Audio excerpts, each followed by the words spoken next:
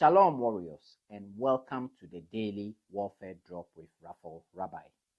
Today's theme is remembering who won the war, and scripture is coming to you from Psalm 105.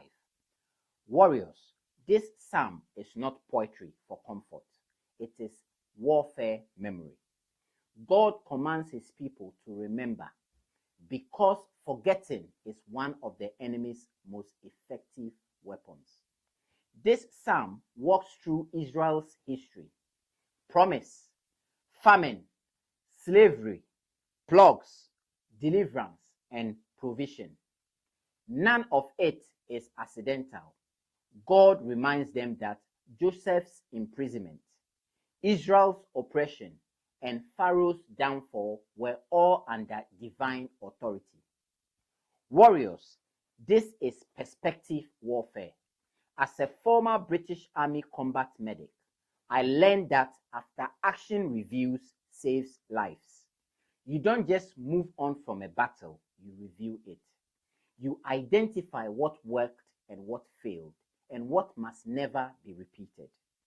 Soldiers who skip this repeat mistakes under pressure.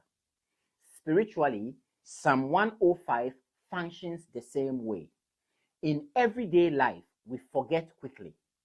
One answered prayer is overshadowed by the next problem. A financial breakthrough is forgotten when bills rise up. Peace in the home is taken for granted when stress returns. The enemy thrives on short memory. As a husband and father, I have seen how easily families drift when past faithfulness is forgotten. Gratitude fades. Expectation weakens. Complaints rise.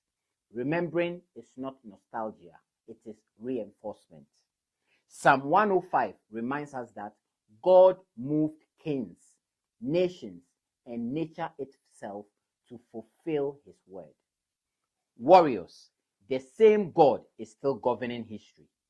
News cycles change, economies shake, cultures shift, but God's authority has not weakened.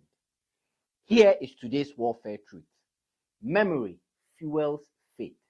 When you remember what God has done, fear loses credibility. Forgetting creates vulnerability. Read this psalm slowly. Let it retrain your perspective. You are not surviving random events. You are walking through a story God is still writing. My fellow warriors, we shall meet on the battlefield tomorrow. Shalom.